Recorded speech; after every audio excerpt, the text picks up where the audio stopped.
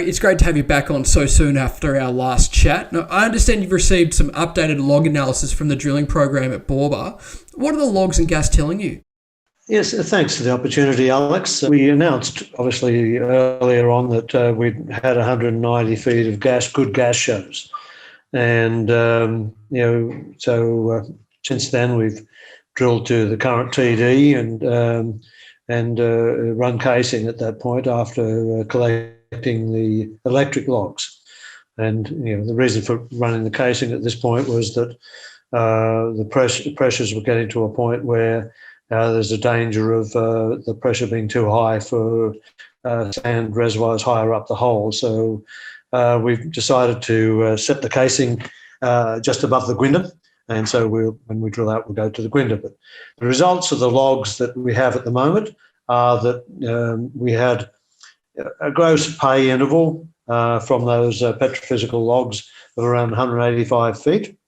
We have net pay of 92 feet with potential possible pay up to 137 feet, which we'll come back and test that at a future date.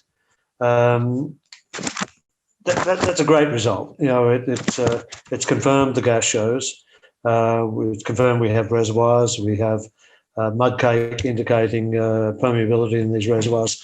We're not surprised by that. That's what we expected.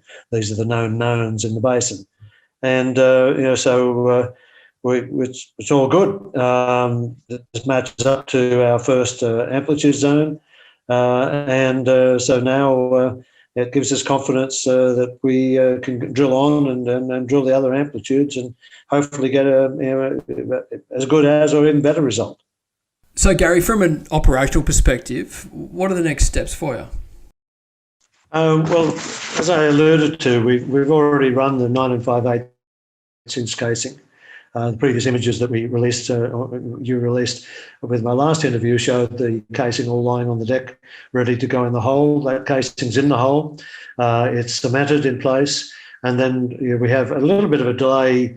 Well, not a delay, it's planned. We have to install the 10,000 pound PSI rated blowout preventer and manifolds, and all the manifolds have to be welded together, not bolted together, for that pressure to meet the standard. So that's all being done, and that'll all be tested, and then we'll clean the any cement in the hole out. It was a residual from the running the cement to cement the casing in place, drill out the casing shoe, and then go on drill ahead. And remember, on the plan from here to total depth of 9,700 feet is one drill run.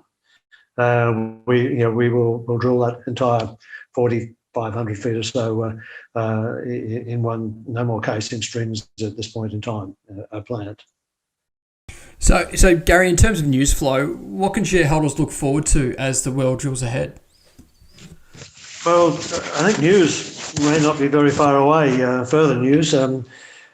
We're sitting just above the Gwynder, which is our second, equivalent to our second amplitude anomaly that we've mapped on 3D seismic.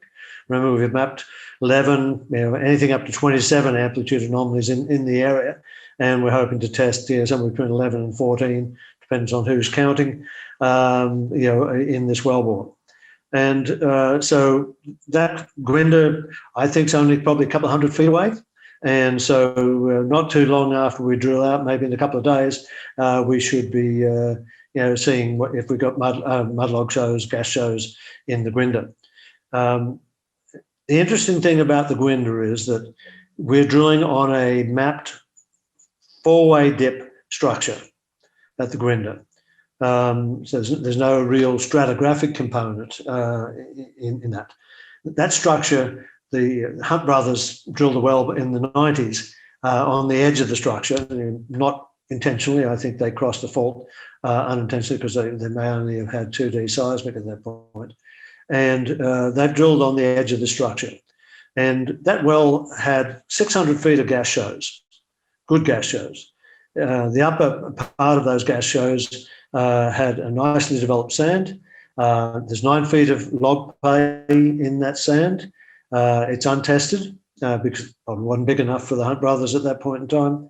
And but we're going to get 125 feet up dip from that well with log pay in it.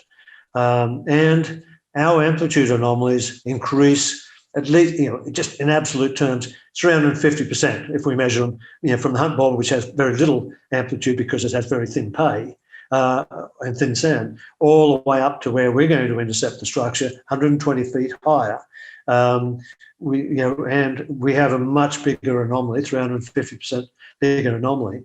And so that implies thicker sands, and that's what we're hoping for. And because there's no water contact in that well, any sand that we see above that well should be in pay. So that's the exciting thing that comes up next. And then, of course, we drill on through that, probably increasing mud weight as we go onto the next anomaly. And there is another anomaly at the baser part of that 600 feet of gas shows in the Hunt Borba well. The Hunt Borba well didn't go a whole lot deeper. So after that, we're out of real close control, but we're into areas where we've got our 3D and all our 3D anomalies. The other nice thing to date is that the sands in the shallow part of this well is much sandier than the offset wells. And that fits beautifully with our original model for deposition in here and why we think there's potential for more sands at Borba than we saw at Dempsey in these lower zones. And finally, Gary, a bit of a curly one to finish. I've noticed that Sacgasco has gone into several trading halts over the past month. Can you talk us through why that is? Sometimes we could have an uninformed market because we've got sensitive information and we don't have time to analyse that and release it without having a trading halt because it's occurring as the market is open. So in order to have a fully informed market and meet our continuous disclosure obligations, there are times where we just have to go into a trading halt, analyse the data and then release it. Great. Thanks for the update, Gary, and look forward to further news as it comes to hand. Okay. Thank you, Alex. I appreciate the opportunity.